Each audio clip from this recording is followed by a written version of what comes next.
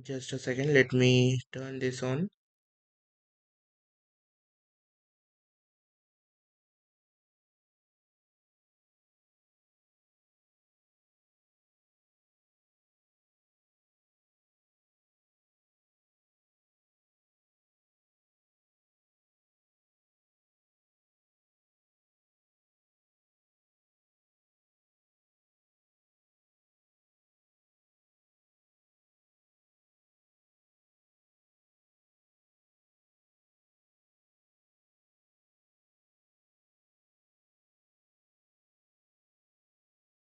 Yes.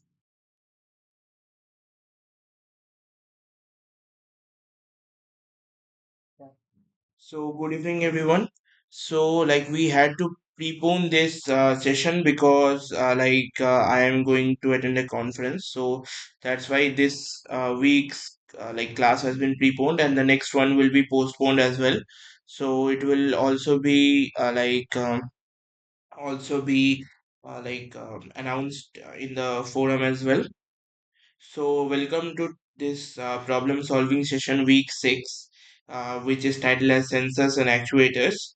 And as you all know, my name is Shomnath Bhattacharjee. I am currently pursuing my PhD in the Department of Electrical Engineering, IIT Jodhpur, and I am working towards development of flexible and organic transistors for neuromorphic computing applications. And my educational background is like I have completed my bachelor's with honors in physics and master's in electronics. And our regular class schedule is from 6 to 8 on every Sunday.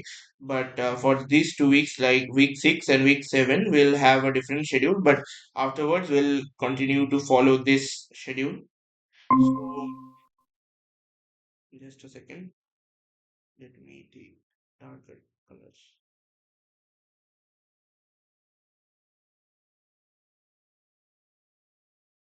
Yeah. So, this is the sixth week of this course. That is, we are at the halfway mark of this course. So, in this, in the four videos and those things in the in the course, what we have learned about is a more detailed version of what we have already learned.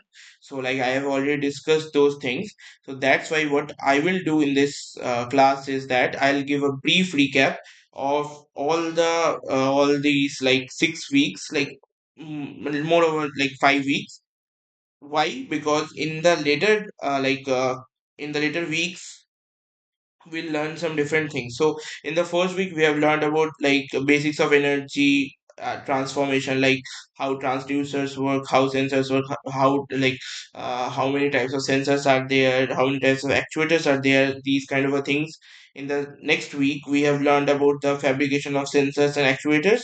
What are these techniques, what are the equipments used, what are the environment we need to fabricate these sensors, then trains in this following sensors, and what are the clean room equipments and the protocols we need to maintain. Afterwards we have learned about how to fabricate this, like the PVD techniques, photolithography, and these things, the sensor interfacing circuits utilizing Arduino, ESP, and those things.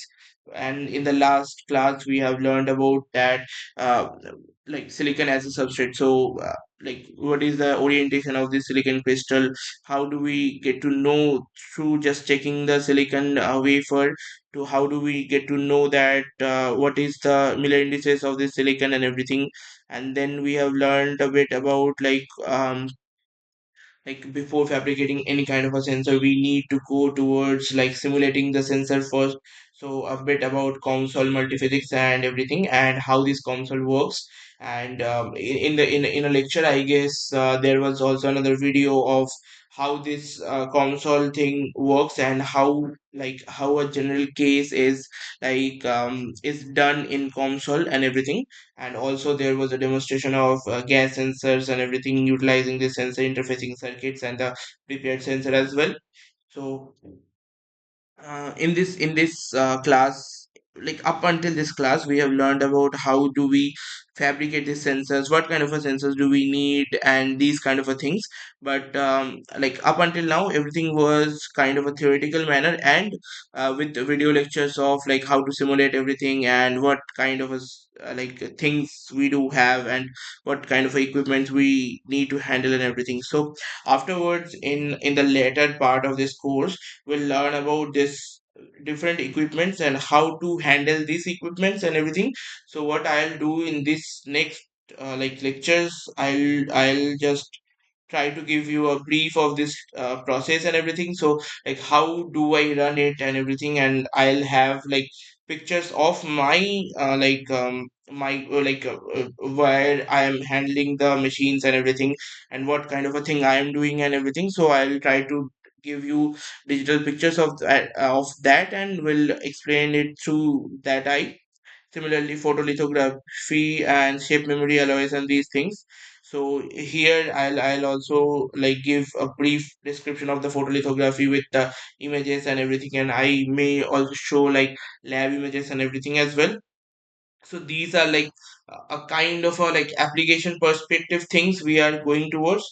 Similarly, afterwards we'll learn about this cancer diagnostic test and like how do we interface this through Arduino, and how this interfacing circuits may help with these kind of a things. Further we'll move towards this biochips of this tissue phenotyping and everything, and then finally we'll move towards CAD modeling and this kind of phenotyping things.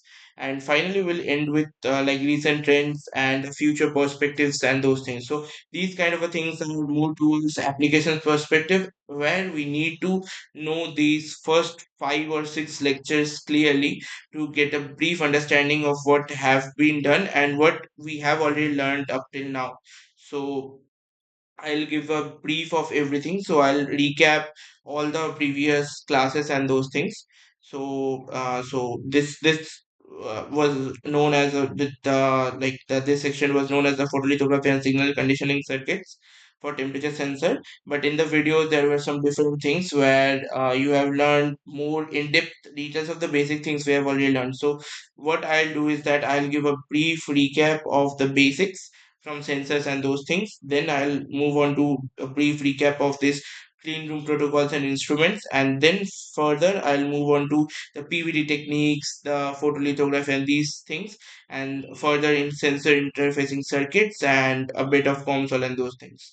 So like what I need to do is like that while I am discussing these things in like it's the second time I'm discussing this, right? So I will need to have a bit of interaction, and also if you have any kind of a minor question to like if you think it's a minor question, no question is a minor question, so you can ask me at that time only and we can discuss it further. And even if there's a research related problem that you are facing currently, so like I'll try to answer that as well if it's possible, or if I might have like stuck on that problem for some time or something like that. So like I'll try to think that and then we can discuss on it as well. So let's start with the very basics of this course, where we have started the course from the very first. So the first thing to know that a sensor and a transducer is a very different thing. A sensor and an actuator is also a very different thing. What is a transducer? A transducer is a device that converts one form of energy to another form of energy. So what does a transducer do? It converts from one form of energy to another form of energy. So a transducer is made of majorly two parts. So we have a measuring quantity. It can be heat, it can be something, and those things. So let's say we are talking about heat or temperature. So we need to measure temperature or heat based on the transducer. So how this transducer is like situated. So a transducer has two parts, a sensor. So what is a sensor? We have that question. And then the basic signal conditioning circuit. So let's get to know what is a sensor. A sensor is a device that measures a specific parameter and converts it to a signal. So a sensor is a specific parameter that sensor measures a specific parameter. So if you have a very small parameter, so if you have a detection sensor of some kind, like the nearby sensor or something like that, and in that case, it will check if that particle or if that analyte or if that antibody is there or not, and it will give the confirmation that yes, this is there. And if there is nothing, it will say that no, there's nothing. So that kind of a thing. So in based on like biology samples and those kind of a thing. So what it does is like it measures a specific parameter and it converts into a signal. Now this signal needs to be readable, or like at least what do I say, um readable, let's say it as readable. So you will get some information from the signal. So you need to extract information from the signal. So you need to get the information from the signal itself. now now the signal may be very small. So let's say you have a wave and that wave is this small. So can you just get the, like, it's readable, obviously it's readable. Can you get the data from it? No. So you need something or some kind of a circuitry that will enhance it, that will denoise it, and these kind of things. So like what I was talking is like it may denoise it, it may enhance it. By enhance I mean two kind of things. So like it may amplify it, it may clip it. So what is clipping? Clipping is like, let's say you have a data like this, and you know that rest of the data is just waste. So if you say this is kind of a baseline, not this, sorry, yes, let's say this is a baseline, and you have a bit of noise. So what's better to do is that you should clip it. So how to clip it? You can just clip this part where the major information is here. So you may clip it, and let's say your signal is very small. It's readable, but it can't give you a proper answer. So you may need to enhance it. So how to enhance it? Just amplify it through an amplifier or something like that. And the clipping part may be done with utilizing filters and those kind of things. So now with this increase, there will be increase in, if let's say there's these kind of things. For the amplification, there will be something like this. So how do we remove this? Through clipping. Now this increase can also be termed as the maintaining the SNR, or boosting the SNR. So that's why I was saying boosting or enhancing. So like maintaining the SNR, this signal to noise ratio. So you need to increase your signal, but you need to reduce the noise as well. So what is signal to noise ratio? Is by N. That is signal. So to get the data correctly, or to get the data with to get the data entirely and correctly, you need to either boost the signal or reduce the noise, anything. So you need to do any of these. Now, so these are the basic things you need to do with these kind of things. So now you have a signal conditioning circuit that enhances, denoises, and these kind of things. It performs these kind of a task on the on these on this measured quantity. So what happens in a sensor is that a measured quantity is directly converted into a signal. Then that signal is denoised and enhanced and converted into an useful info. So what is an useful info? A useful info that is not only readable. So the previous signal, this signal was anyways readable, right? Useful info is something that can be directly used or feed to an actuator or something like that, or it may be used for any kind of further calculation and those kind of a things. So like you need to convert your readable readable signal or readable output into a useful info or an useful output, so that we can use it for further calculation, we can use it for further actuation and everything. So this is the basic thing, that we need to build a sensor or fabricate a sensor. Then we need to build or fabricate and signal conditioning circuit, and with both of these you will have a transducer which can act upon like data, so it may calculate or something like that, or it may also actuate on something that with through this useful info. Let's say you have a crop sensor or something like that, so you have crops like this,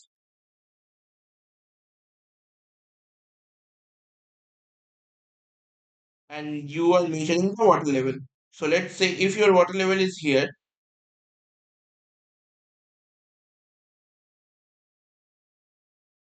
you give a warning, and if your water gets over this, let's say like this,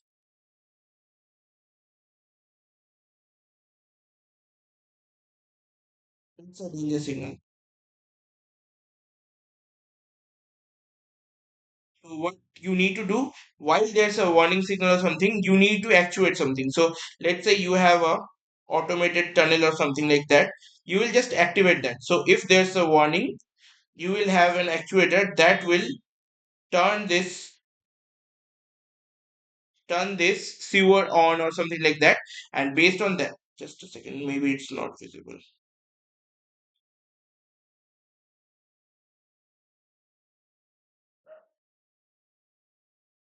You need to just turn the sewer on, and based on that, this water will go away. So this is the basic thing, that you need a sensor, you need an actuator to and you need a signal conditioning circuit to get the useful info as well.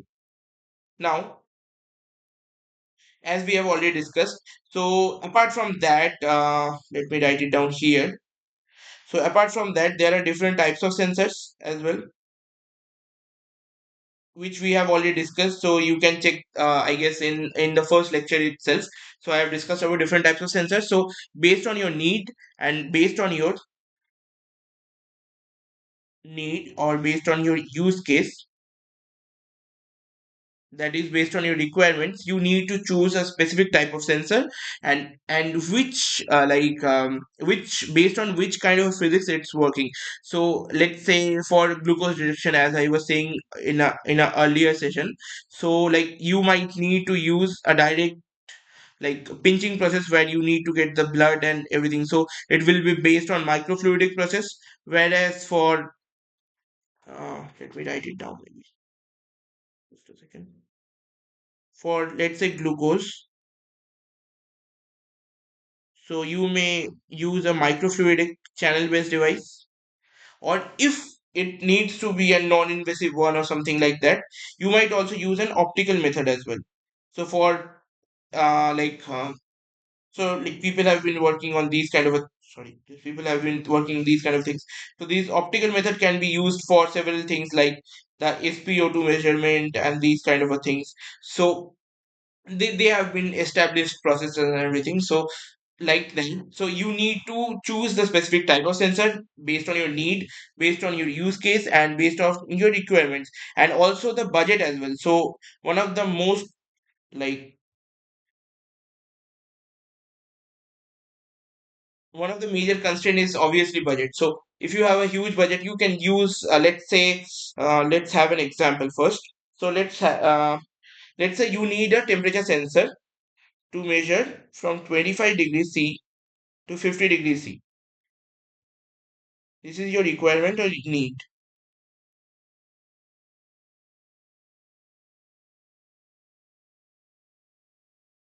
Now, if you have just a second.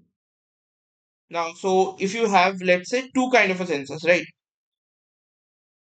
So one works from 0 degree to 100 degree centigrade, one works from 25 degree to 75 degree centigrade, and another one works from minus 10 degree C to 150 degree C.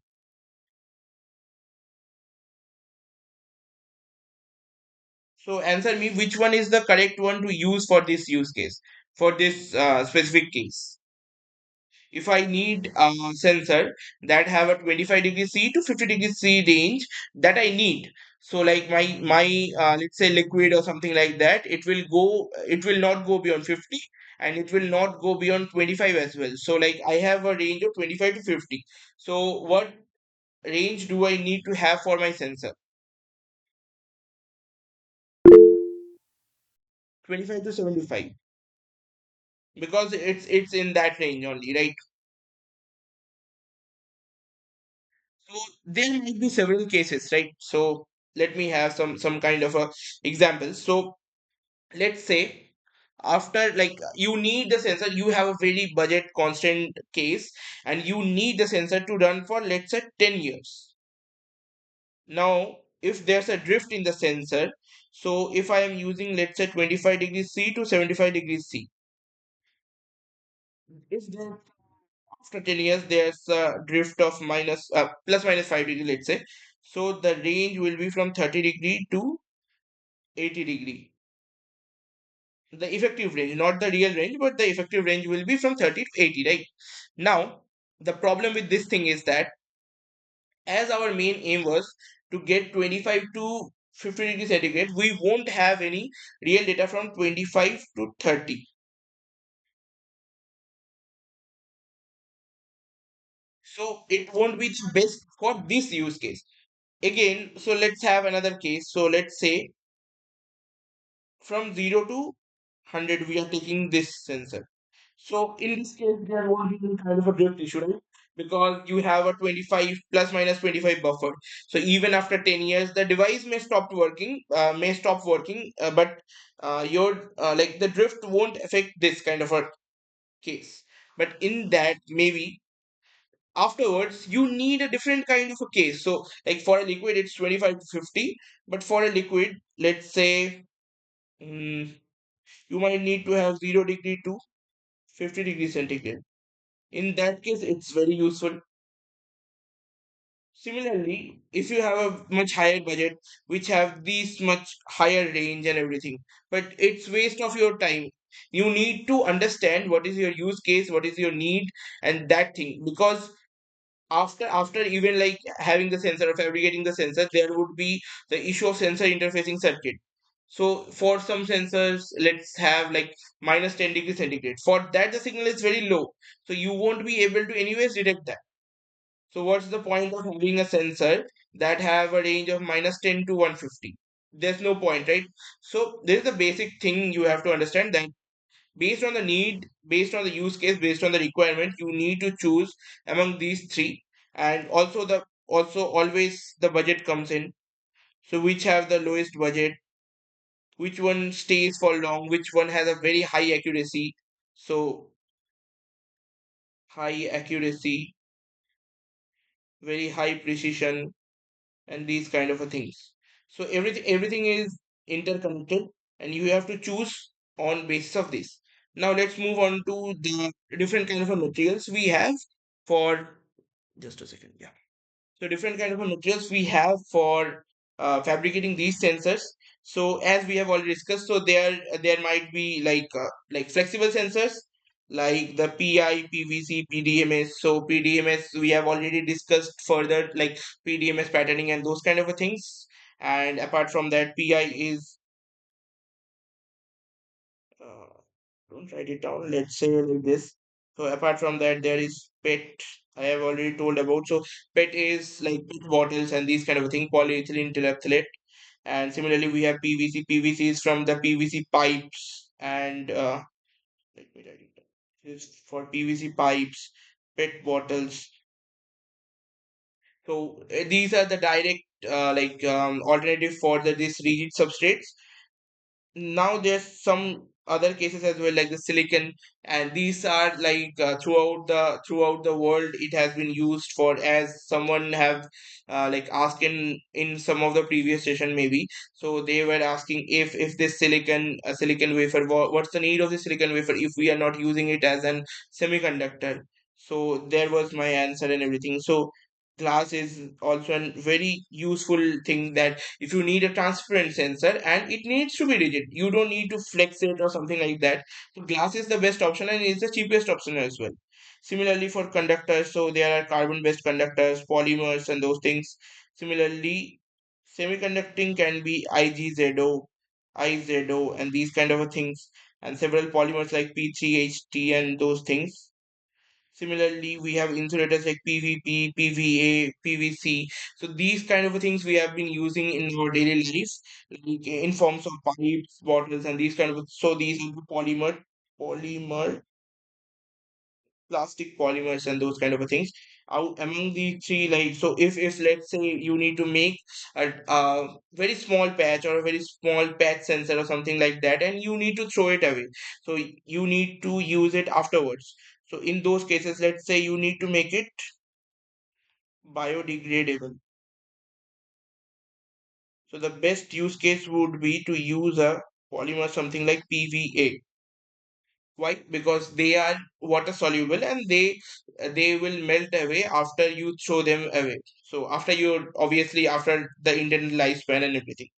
So similarly, there are electrodes like the conventional electrodes, gold, silver, platinum, and these kind of things. Similarly, we have already discussed about the gold that while depositing gold, we need why do we need chromium and those kind of things. We have already discussed in previous classes as well. For polymers, there are several semiconductor polymers that can be used as the electrodes as well while utilizing several different liquids or solvents to enhance their conductivity and those things. So P3HT, P.PSS, similarly ITO, FTO, they work as like these like fluorine tin oxide and indium tin oxide. They also like show very high like conductivity, and based on that they may also be used as an electrode. And as ITO is transparent, FTO is transparent for transparent devices, for biodegradable devices. So let me write it down. So for several use cases we have different kind of materials. For biodegradable we have different, for transparent we have different, for flexible we have different. So there are several use cases. Based on that we'll need to choose what kind of a material do we need to use.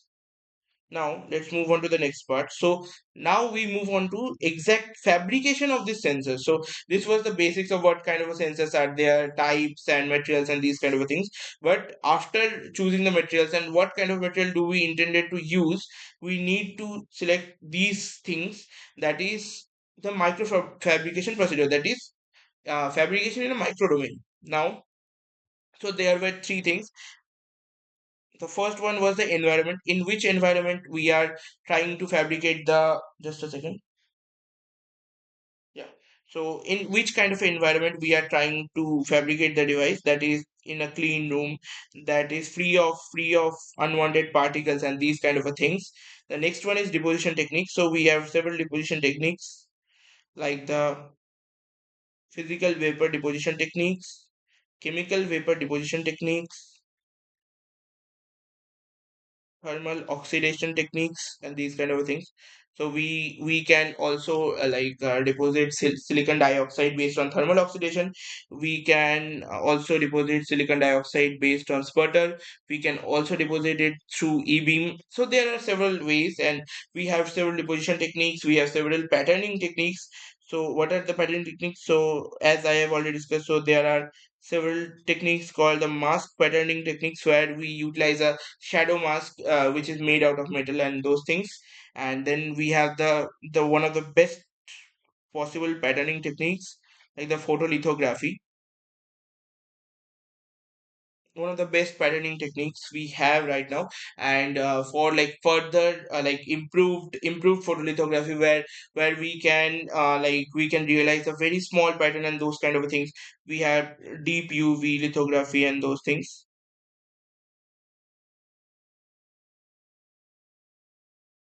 So it is also called DUV lithography. So there are these kind of things, and there are clean room protocols where we need to, everything is this patterning from deposition and everything is done under this clean room environment. Now, as I have already discussed, so I'll skip through this part where the clean room basics. So these were a few images from IIT Jodhpur, where I generally fabricate my devices and those things. So here you can see the oxidation system. So this is our thermal oxidation system.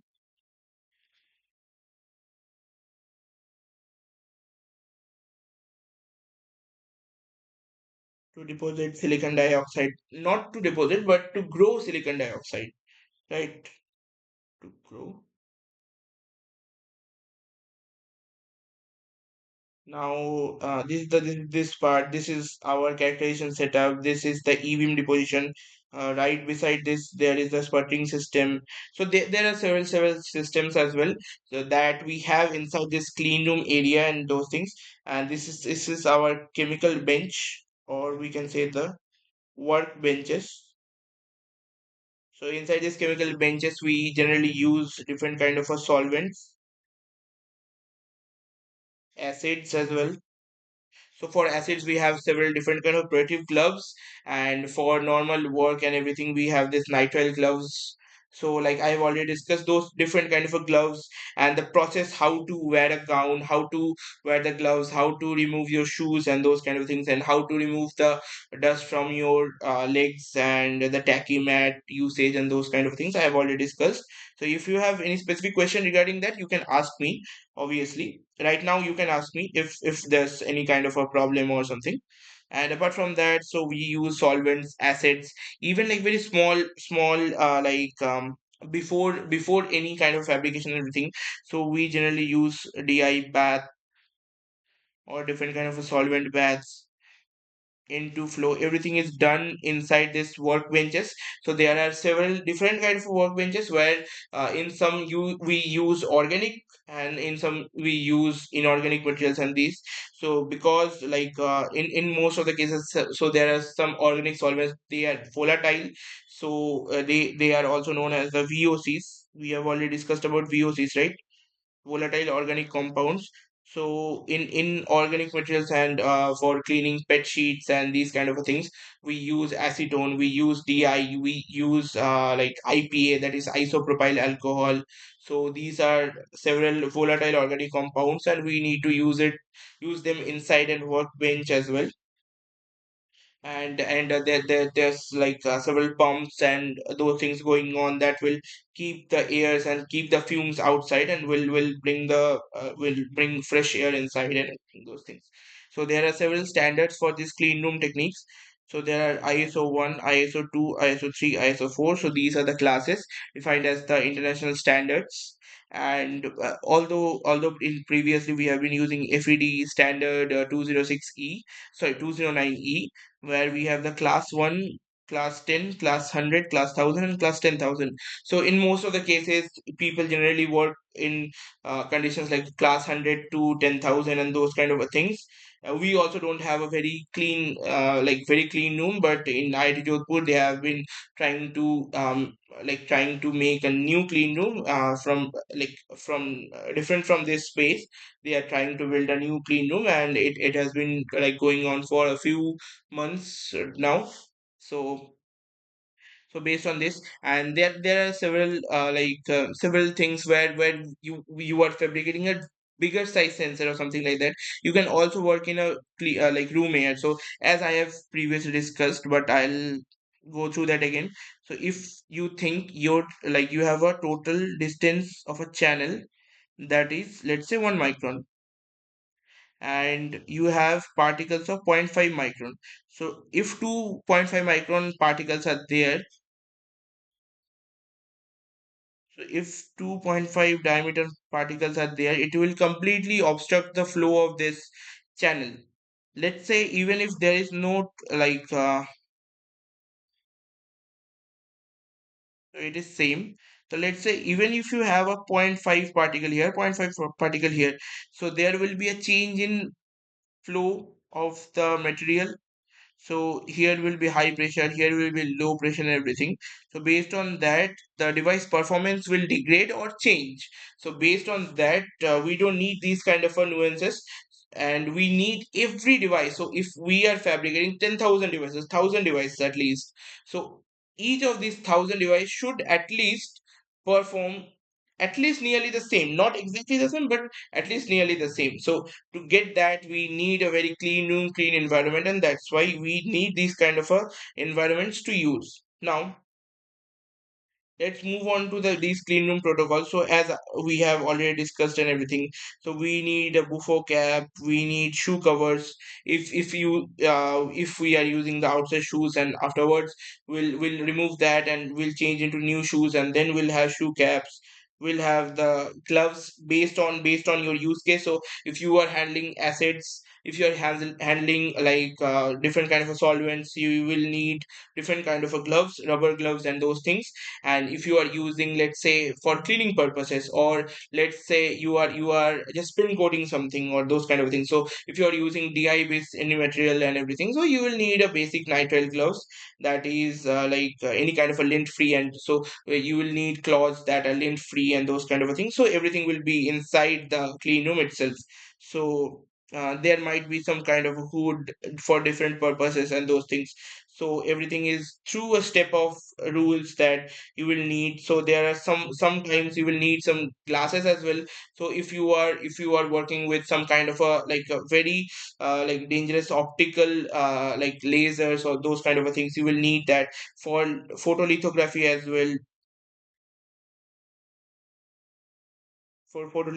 well, you might also need some kind of a glasses as well. For deep UV, you will anyways need that, but for normal UV based photolithography as well, you might need that. So based on different apparatus and everything, it will change, but the basic protocol is that you need to maintain everything. You don't need to run inside it and those things. So I have already discussed that. uh, Regarding that, if you have any question, you can ask me right now. So we'll move on to the sensor interfacing circuits, and then we'll discuss the deposition techniques. So as for the sensor interfacing circuit, I'm not going into details, but the basic thing is that everybody uses an Arduino Uno R3 or an STM32. Sorry, not STM, the ESP32. That is the IoT enabled kind of Arduino board. And based on that, there are several different kind of boards, like the basic boards, the IoT boards, and the AI boards. So based on your need, based on your budget and everything, you need to choose a thing. That if you need connectivity, wireless connectivity through mobile phone, or let's say remotely sending your data, if a doctor is checking something and you need to send the doctor who is sitting, let's say, 200 300 kilometers away, and he needs to get the data instantly, and he will have a check and those things. Your AI boards will help you to recognize any kind of a pattern change or those kind of a things. So you will need AI boards and those things. So these are basic components that will be used inside a sensor interfacing circuits. And based on your need, you will need to change the microprocessor or microcontroller. And apart from that, the main thing to know is that there might be any kind of different numbers of equipments and everything.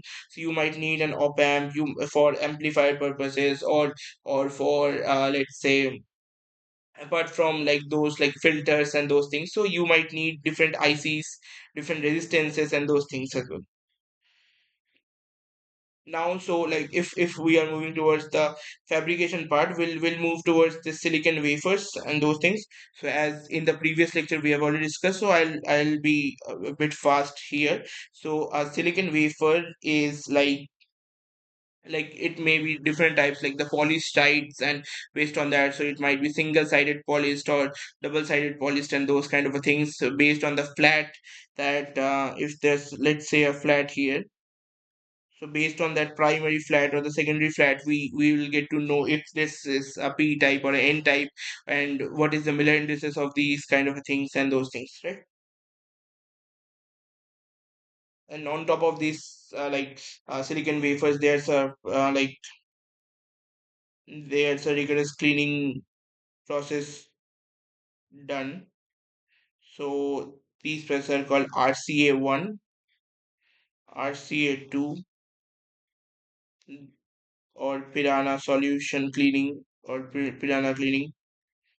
So there are several different kinds of cleaning techniques, and based on this cleaning, we'll remove different kinds of contaminants, like inorganic contaminants, organic contaminants, acetone bath, and those kind of things are required if you use this silicon wafer near any kind of a PR or those kind of things. For as we know that acetone strips away all the PR. So if there's a previous things done on the silicon wafer, we need to use it like an acetone bath and those kind of things. Piranha cleaning will anyways clean those things, but So this is the basic concept of a silicon wafer and Miller indices and how do we clean that. So after cleaning, we'll move towards the physical vapor deposition techniques. So there are several physical vapor deposition techniques. So we have sputtering, we have e-beam deposition, we have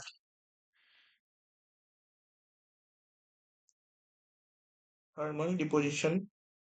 So in the previous day's lecture, there was a mistake with the image itself. So as I have used both of them, so there was a bit of confusion. So for now, I'll describe it here. So this is an thermal deposition. This is an e-beam deposition. So as I was saying, like it's done inside a plasma environment with a very high vacuum. So this chamber is called an this vacuum chamber is called as the deposition chamber or something. And so here there you can see there's a boat here there's a boat. Inside that boat, your intended material that you want to deposit is there. So let's say you want to deposit a metal. Okay, so the metal is here. So if you want to deposit copper, if you want to deposit gold or something like that, so the metal is here. Based on these two connections, it's directly connected to an filament transformer, right? So based on these transformers, the filament will be heated, and based on that, the boat will be heated. Inside this material, here is your intended material, right? So it will be evaporated, and directly it will move towards here, because and the mean free path will be increased because it's completely done inside a very high pressure chamber, uh, high vacuum chamber, not a pressure chamber but a high vacuum chamber. And based on that, it will get stuck on the sample itself. So here you have, let's say, the sample, and everything will get stuck on to it. And this sample may rotate clockwise, anti-clockwise, based on your requirements. It may be heated a bit, and those kind of things are there. So this is the basic concept of some thermal evaporation or thermal deposition system. Now for the e-beam deposition, it's exactly same, but here you have a e-beam power supply. So what is the e-beam power supply? Based on like magnetrons and everything, so you will hit the material with e-beam. So like as I have already previously discussed that e-beam we need to use for those kind of materials which have a very high melting point. So for through e-beam we'll heat them, and then they will follow the same kind of a process and get stuck onto the material itself. And everything is exactly same in case of thermal and e-beam. So in most of the cases, we have systems which have the capability of thermal as well as e-beam deposition. So in our lab, in the system which I use, is like a thermal and e-beam together system, where if we inside the same system we need to just change the boat itself, because for e-beam and for thermal there might be changes in the boats, because like there are two sources. So let's say just a second. So let's say it's your mutual holding. So not only you will change the boat itself. So this is your boat, let's say. So not only you will change this board itself, but you also need to change the source. So there are two different connections for the source, and you need to change the connection of the source and the board. So the board can be manually changed, and the source can be changed through the software and everything. So based on that, the same system works as the e-beam deposition, and same system works as the thermal deposition system. Now, apart from that, there are several different PVD techniques. So one of them is sputtering. So in the previous class, I haven't like described this sputtering technique in depth. So like here, I will discuss it. So if anyone have any question regarding sputtering, you may ask after I discuss this. So a sputtering also happens inside this plasma environment. So everything is happening inside this plasma environment.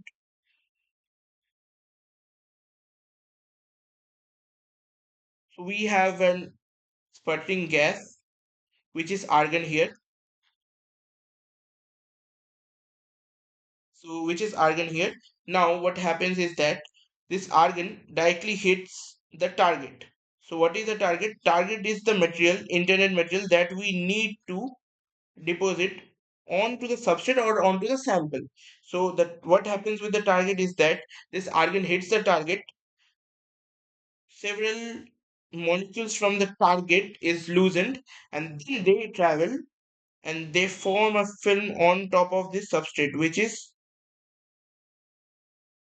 situated at the top of the chamber. So this is the deposited film, and they go there. What happens is exactly like this. So let's say you have a substrate here, and this is the surface of your substrate, and this is the surface of your target, right?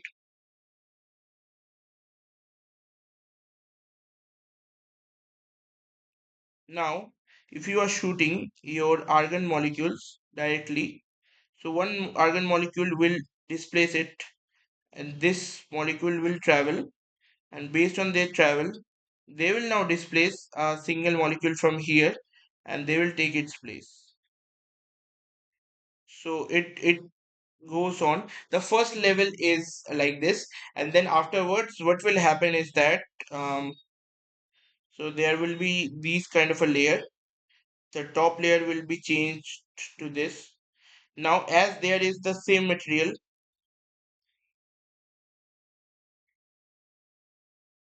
so now as there is the same material, there will be deposition of this molecule directly. Now we need to know what are these like different types of techniques. So maybe there's photolithography. So let's move on to photolithography, and then we'll discuss that. So if anybody has any question regarding sputtering or the previous things, you can ask me right now. You can ask in the chat box or something.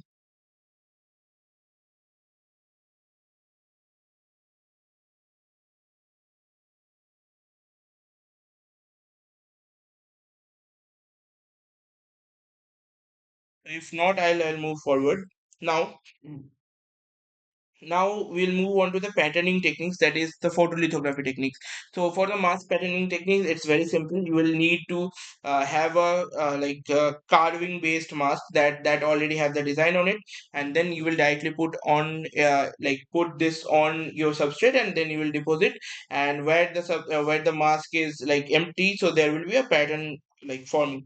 Now with photolithography as well, we have different kind of a mask. So as I have already discussed, so we have the bright field mask, and we have the dark field mask. We have two different kind of a PR. What is PR? The photoresist, that is the resist that helps us in patterning the the specific specific pattern on top of the substrate. So we have the photoresist. So we have the positive photoresist and we have the negative photoresist. So we have already discussed about different use cases of this positive, negative, and bright field and dark field mask. So let's say we have a mask. So can anybody tell me which kind of a mask is this? So here in this example, which kind of a mask is this?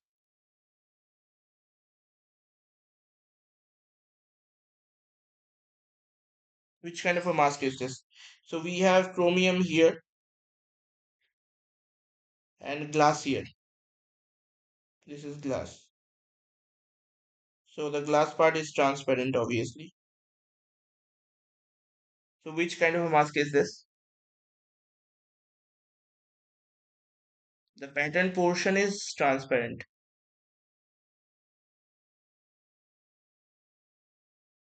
So is it a bright field or a dark field mask?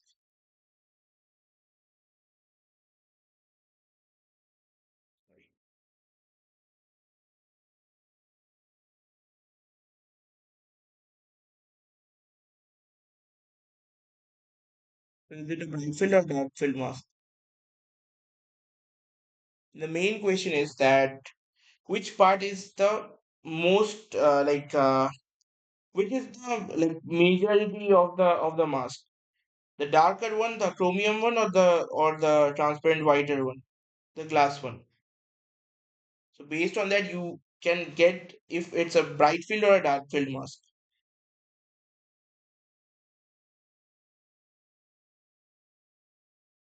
Let's think about it and then give me the answer. And then we have different kind of photoresist. So we have this photoresist. that is ACE1813. So this is a positive photoresist and we have a negative photoresist. So for this positive photoresist, what happens is that it gives the exact replica of the pattern. Okay.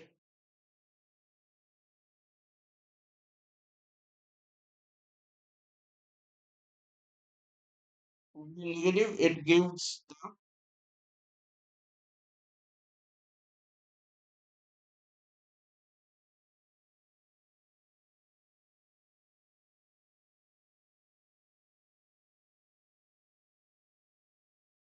complement of the pattern. So if the pattern is a plus, it will give the rest and won't give the plus symbol. So similarly, based on your like use case and everything, so you will need to use a photorest that is either positive or negative, or you will need to use the mask and everything. Right now, move on to the basic flow of this photolithography. So first, the wafer is cleaned. The wafer is cleaned. Afterwards, what happens is that there's a oxide layer. They have done it here. So what they have done is they have deposited an oxide and a nitride layer. So it can be a single layer, it can be multiple layers and everything. So let's say you have a single layer, but they have deposited here just double layer. Afterwards, what they have done is that they have coated an anti-reflective coating. So for their use case only, right? Now, further, what they have done is they have coated this PR. So this photoresist or PR is coated afterwards. Then through the mask, they have shown the UV exposure. So before that, there is a step obviously. So they have pre-baked it. Then afterwards, they have post-baked it. So pre-baking is always at a very low, not a very low, but at a low temperature than the post-baking. And afterwards, what they have done is they have developed it. So they have developed it, and through developing, what happened is that where there was no mask here, those portions have been dissolved. Okay. So afterwards, what happens is that they're stripping the photoresist, afterwards patterning this. So they have etched away the other parts, and on this anti-reflective coating, there's spaces, right? So let me remove this. So through this anti-reflective coating, you can see that this anti-reflective coating is patterned.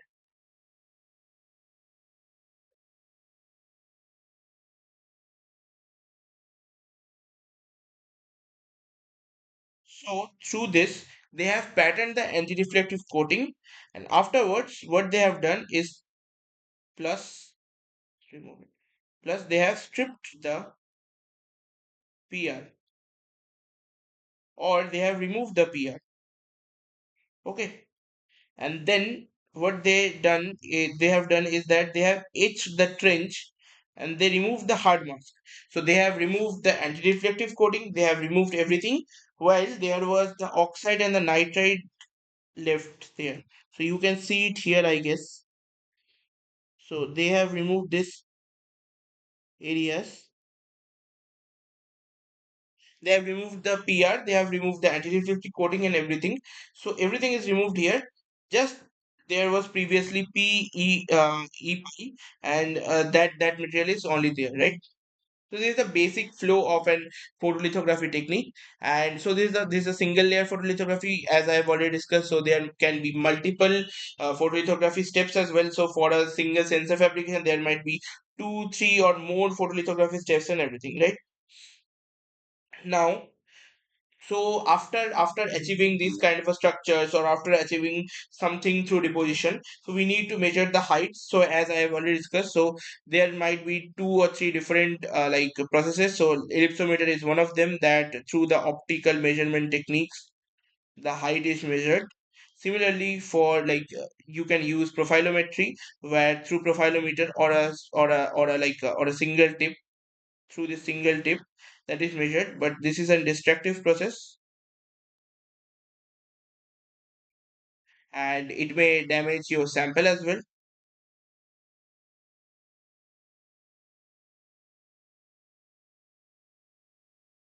So it may damage your sample as well. Similarly, we can use atomic force microscopy, or AFM. It works as a very similar process, that is through the cantilever and the tip, where a laser is thrown on it and the change is measured. And there might be different like measuring techniques as well. So as I have already discussed it in like the like in last 2 days, so I won't go deeper into it. So let's move on to the question answers, right? So if anybody have any question regarding to anything you have learned in this course so far, you can ask me right now. Anything. Then we'll move on to the questions.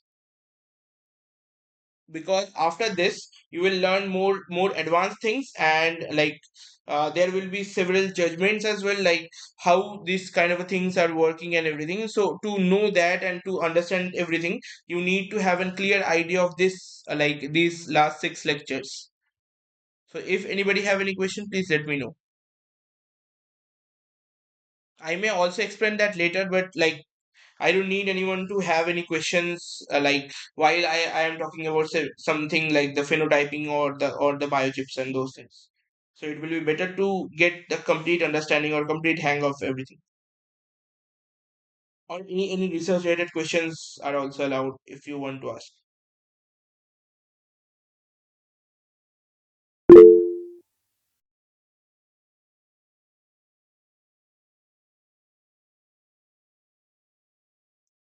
Interesting, inside the chamber. So like, are you asking about sputtering or what? Sir, for sputtering, sir. Temperature. So temperature inside the chamber is not that high. So like because of that vacuuming and everything, there might be a higher temperature than the room temperature, but there is no specific heat given inside the chamber itself. You may need to like heat up the sample for your experimental purposes, and you may need to heat up the target as well based on your need. That's it. It doesn't need any kind of a required temperature to have this kind of a like reaction or something. And for argon, so it's based on that. So like let me have a more detailed description. But for argon, what is argon? What kind of a gas is argon?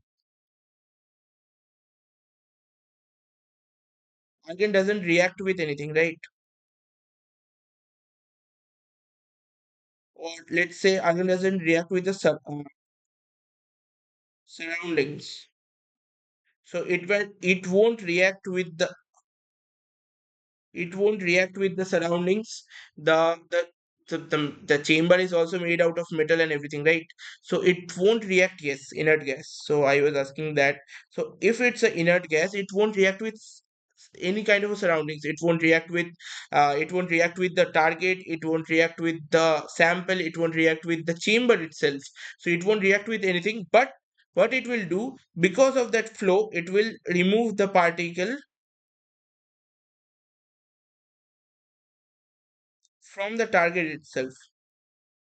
So everything is designed in a way where, so like let's say you have a this is your argon flow or any kind of inert gas flow, and you have your target here. So our target is made in like 2 inch like let me write it, 2 inch or a 4 inch size, similarly like in silicon. And your substrate or the sample holding is there, and you have this. So what you generally do, or what people generally do, is like the argon is directed towards, while inside this, everything is done inside the plasma environment, okay? Everything is done inside the plasma environment, and this argon is directed towards this, this target. And what it does is that it doesn't react with it, so there is no reaction. Let me write it down. So there is no reaction, but and physical process, what it does is that if let's say I am zooming this part out, right? So there are these atoms inside this, and your argon flow is like this, right? So these green balls are argon, what does argon does is that it displaces it, and a single atom from this will be removed by an argon atom. So your target is getting destroyed. Remember it, right? So that's why it's a destructive process. Your target is getting damaged, let's say, or a better word is altered. So not through any kind of a reaction, but through physical displacement. What it does is that because of this argon atoms, atoms of the target is getting displaced, and they are traveling from this target to the to this surface, to the top surface of this substrate, and they are hitting this area. They are getting stuck there, either getting stuck there, or else they are also displacing a single atom from here, and they are taking their place. So several spaces are getting occupied as well, and several areas they are just taking the space itself. So it's forming a very smooth and very uniform layer. That's why it's very uniform and smooth, but there is no chemical reaction happening. That's why it's a PVD technique. Apart from that, there are CVD techniques as well, in which, so example of target materials, any target materials can be there, right? So you can deposit gold as well, you can deposit platinum as well. So you can deposit any kind of thing because you don't need any kind of a reaction.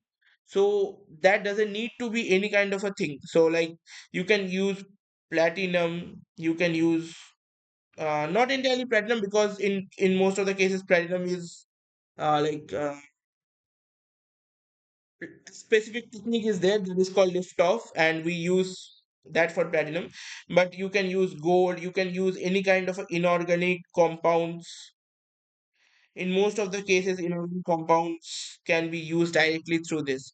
So it doesn't need to be any kind of specific characteristic, but it doesn't need to react with the environment. It needs to just get displaced through the organ. And in general, people, like in several labs and everything, people generally make this through their hand. So how do they make it? They first grind it. So there are processes for making this as well. So first they are grinded. So a very small chunks of materials are taken, and that is grounded in a mortar and pestle. So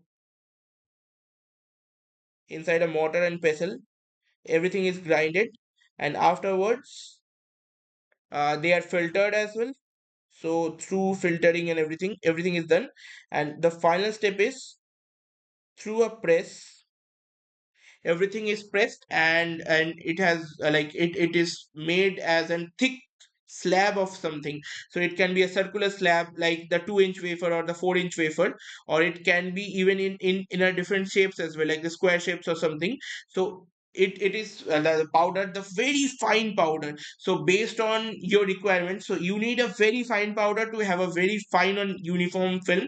So you need to grind it for days, and so on. So like for several cases, I have seen people to like grind it for 2 days, 3 days, 4 days. So they keep on grinding the mortar and pestle. So through that, they make the powder very small. Then it's filtered as well. So the bigger chunks or something, they are getting removed, and very fine particles are there. Afterwards, they are like pressed, and they are make like the through pressing a slab is made, and this slab of 2-inch or 4-inch is used as the target itself. So a target can be made very easily, and through that target, and in most of the cases, I would also like to add that in most of the cases, these kind of targets also break as well. So during the deposition, they won't break, but after, while you are removing the target from the apparatus and those kind of things, the target may break as well. So you might need to do that again. So let's say after 2 or 3 runs the target breaks, so you need to grind that again, and then you need to filter that, and you need to press that again to get that same target again, because the target is getting damaged or altered. That's why I was saying. So like, you can also directly purchase the target from different sources or different companies, and you can also make your own target as well, utilizing the base material and everything. So there can be several targets for several conductors as well. So for like ITO, indium zinc oxide, IZO, IGZO, these kind of things, they can be also deposited through targets as well. So not only like gold, silver, and these kind of things, but inorganic things like ITO, IZO, IGZO, these can be also deposited through this target method. And the sample can be anything. So sample can be plastics, like the flexible things. Sample can be glass. Sample can be anything.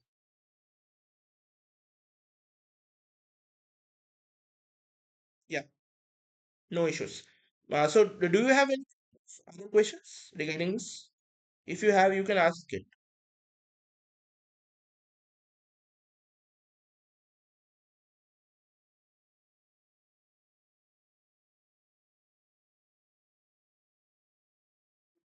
If not, then we'll move on to the questions. Okay. So let's start with the questions. Hmm.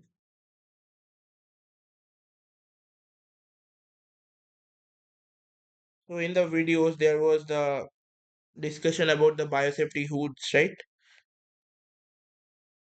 So they can be disinfected by utilizing UV and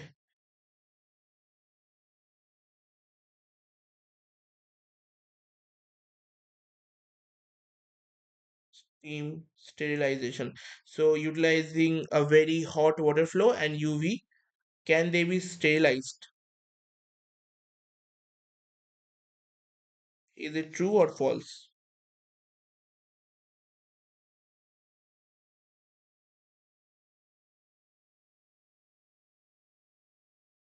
No, it's false. Through utilizing only UV and steam, not anything else. UV will kill the basic germs and those kind of things, right?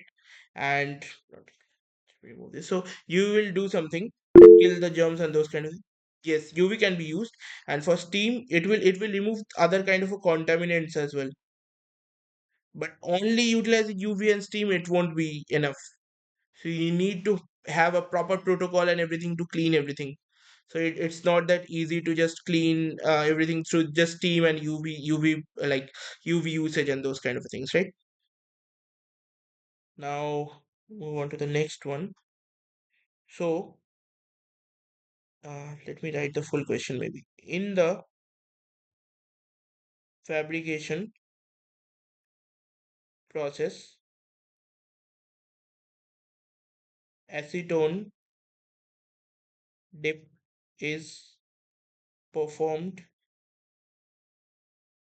to remove what? Yes. Not only for glassware, but steam sterilization is for removing any kind of a loose particle. So, like, if let's say this is my phone, right? So, if you have any kind of a particle that is very loose, so like you can't use your own hand, right? So, like, to remove those kind of things, you will have a very fast water flow or the steam flow, and that will remove everything, the loose particles and those particles that are not directly connected to it. So those kind of things. So acetone dip is done for what? To remove gold, to remove silicon dioxide, to remove PR. The answer is very simple, but I have a follow-up question as well regarding that.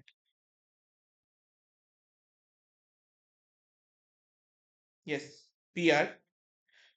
Just a second. Let me reduce the size. Yeah. So since PR is the correct answer, it's correct. Sorry. So PR is the correct answer. But we know that gold can't be removed utilizing acetone and silicon dioxide can't be removed utilizing acetone, right? So it's perfectly fine. But what other things can acetone remove?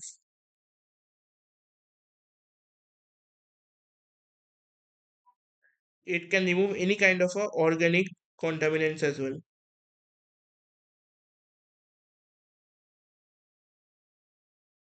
So for removal of any kind of organic contaminants like PR, those kind of things, yes, the polymers. So adhesives are also polymers and the paints are also polymers as well.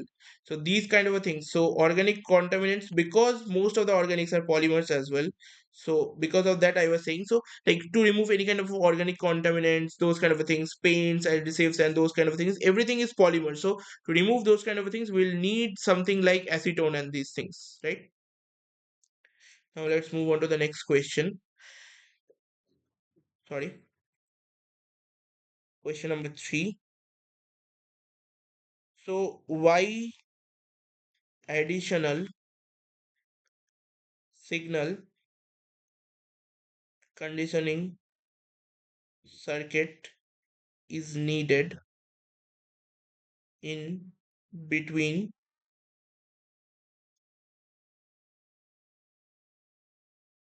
the so in the video there was for the temperature sensor and ADC, right?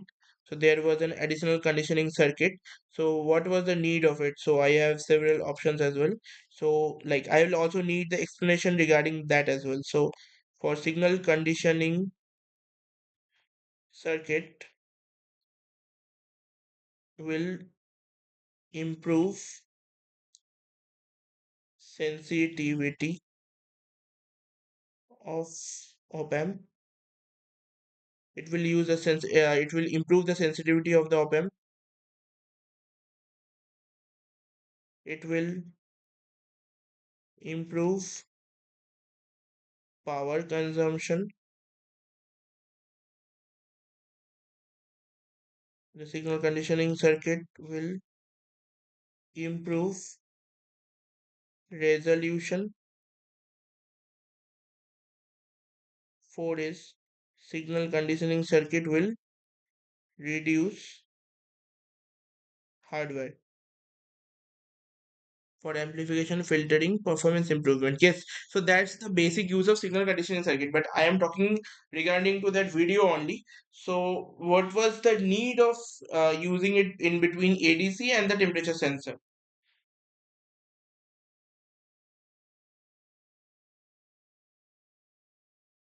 So there's obviously a single answer that is correct, but I'll also need why the others are incorrect and how do we correct them.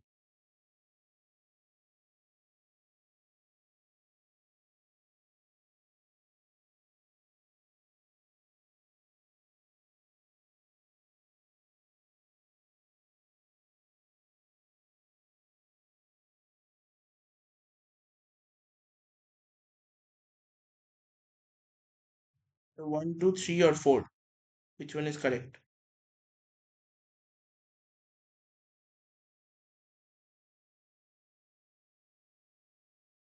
C, right? Yes. 3 is correct, obviously. So answer number 3 is correct. So why 1 is incorrect? Because it won't improve the sensitivity of the op-amp itself, right? Op-amp sensitivity can't be increased through the in-between circuits and those things. So that's entirely wrong, obviously. It will improve the power consumption. The power consumption can only be corrected through the sensor itself. So you need to change the materials, you need to change the sensor design and those things. So it will you need to change the design, you need to change the material, and everything is changed to be needed. These kind of things are needed to be changed to have an improved consumption, not an in between signal conditioning circuit. So obviously it will improve the resolution. That's perfectly fine. And it won't reduce any kind of hardware, it will increase the hardware rather. So it will obviously increase the hardware because you need several other components to increase the signal or get the better signal and those kind of things. So it needs to be filtering, it needs to be amplified if there's a need of that and those kind of things. So obviously it won't reduce the hardware as well. Okay, so let's move on to the next one.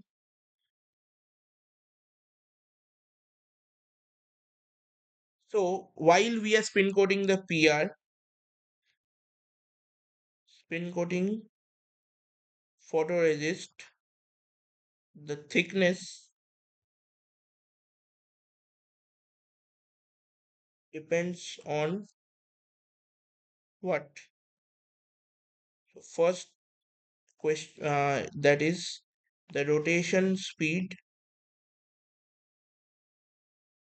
2 is the coated primer.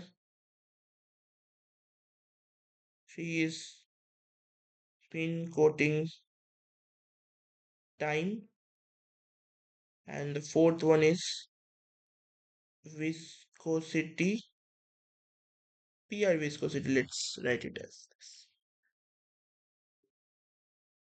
So spin coating the PR thickness depends on what kind of a things.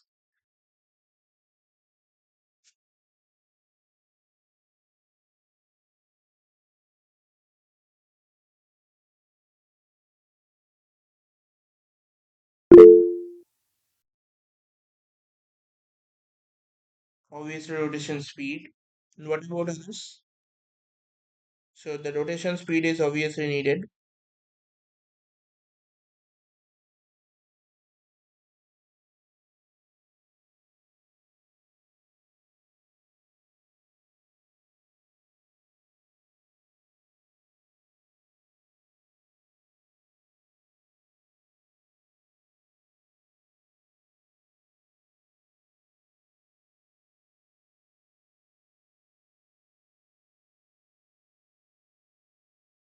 What about the second one?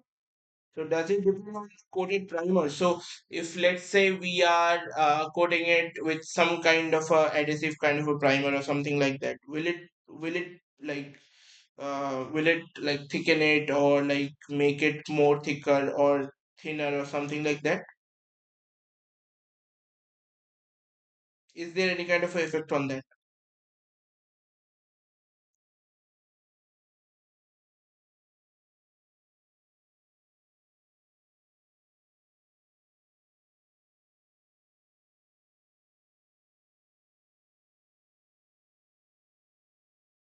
So the answer would be spin coating time. Obviously, it will depend on the time. So if we are rotating it more, so if the time is getting increased, the thickness will be decreased, right? Thickness will decrease. If the viscosity of the PR is much higher, so the viscosity is higher, the thickness will be higher. Similarly, if the speed or the velocity, the angular velocity, that is W, if that's higher, the thickness will be lower, right? It doesn't have any kind of a connection with this primer. Oh, sorry, just a second. So the primer doesn't have any kind of effect on this. So these three are just directly connected. So apart from this, there's a equation for that as well. So for Sir, yeah, sir, the primer is for improving the adhesion between the PR and the substrate. Sir. yes, that's it. It will But it won't change the thickness. okay, Yeah. So the basic like equation for this is like so if the thickness is 8,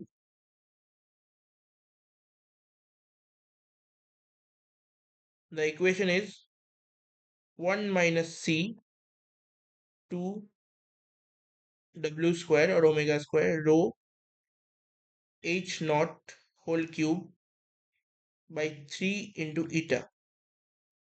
Okay, so everything is dependent. So the equation is like this. So in that, what happens is that, so you can directly see, right? With increasing the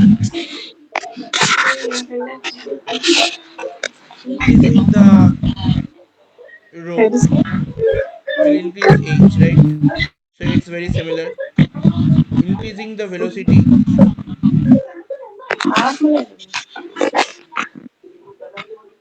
just let me check the equation first.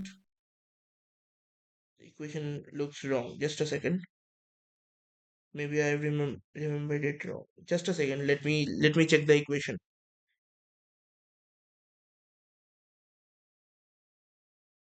The equation. There might be the equation. Where is it? So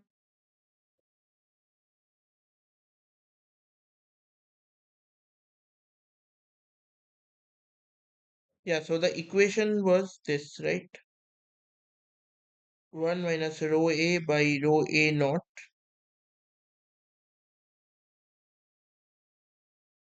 c eta m by 2 rho a naught omega square whole to the power half. So this was the equation. So where if we increase eta, that is the viscosity, if we increase the viscosity, h will increase, right? Similarly, if we increase the density of the liquid, that is rho, the thickness will decrease, right? So everything is interconnected. Or no, if we increase the density, the thickness will increase as well, right? So if we increase the w, right? W is your velocity or speed. So if we increase it, your h will decrease, right? So everything is similar to this equation. Similarly, the time is there as well. So based on your time and everything, so based on your time, rho a naught and everything will change, and the basic first thickness, so the first thickness of your what do I say, like the first thickness uh, of your deposited layer will also increase or decrease based on that. So this is the basic equation that follows this spin coating technique and everything. So now let's move on to the next one. Question number 5, right? Now, HEPA filter stands for stands for what? What is the full form of HEPA filter and what is the use of it? HEPA for high efficiency particulate air filter Yes. And what is the use of it? to remove the particulate from the air. Particulates So why in do we need a high efficiency? That's my question. So we need to remove the particles that can contaminate our devices and everything. That was perfectly fine, right? But why do we need a high efficiency one? Why do we need a HEPA filter? Exactly. That's my question. Can we not use an basic like air particulated which removes the air particulates and everything? So to if remove the impurities of nanometer, nanoscale dimensions. yes, you are correct. Let's like try to explain it a bit.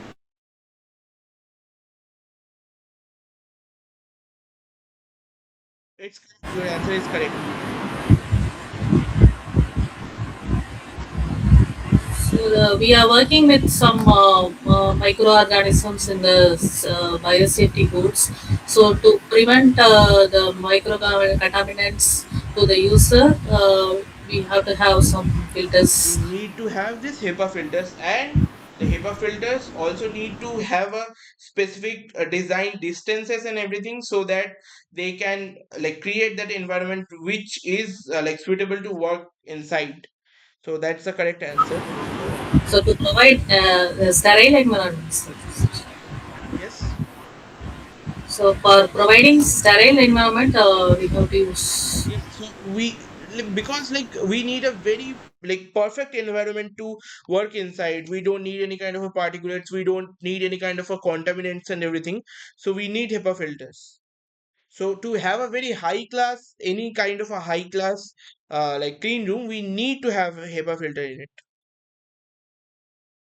So the last question of today is what is the sorry what is the resolution of a 8-bit ADC working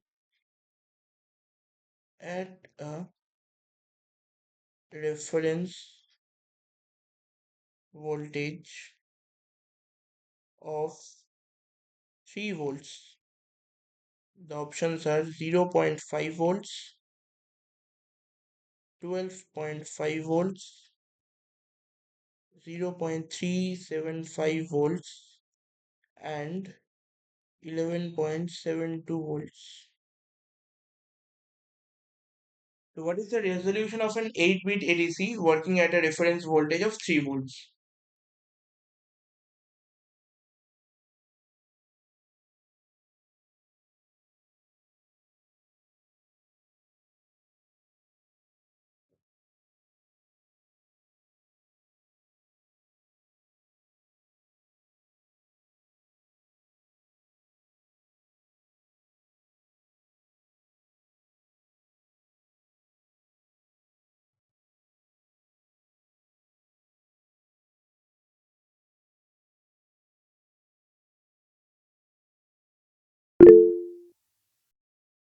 12.5.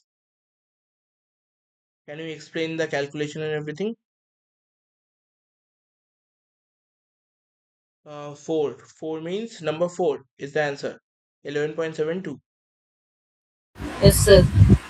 Is it in like everything is correct or not?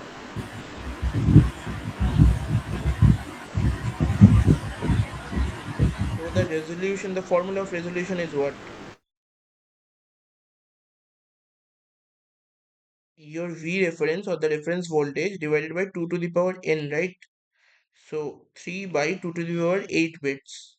So it would be 3 by 256 volts, and it should come out as 0.0117187 volts, or nearly as 11.72 millivolts, right? So I have given here volt, the answer would be in millivolts. 11.72 in millivolts, right? Because why it needs to be in millivolt? The main question is was that, so everything except this one was in volts, right? But why do we need it needs to be in millivolts? Because we are talking about resolution, right? Resolution is a very small part of anything, very small, right? Resolution needs to be very small, and we have the reference at 3 volts. Yes, step size, right? So as it's 3 volts, and and it is very small and everything, so it needs to be very small. So if you have a reference of 3 volts, the resolution needs to be very smaller than this. So anyways, if there is everything in volts and only one in millivolts, the answer would be this, because it needs to be in millivolts. That's the point. So thank you everyone for attending today's class, and the next class will be the next session will be after 1.5 weeks. So this class was preponed because of I have to attend a conference, and so the next class will be on Tuesday or Wednesday. It will be discussed in the forum as well, and then afterwards we'll follow this same pattern of this on Sundays and everything, right? So thank you everyone.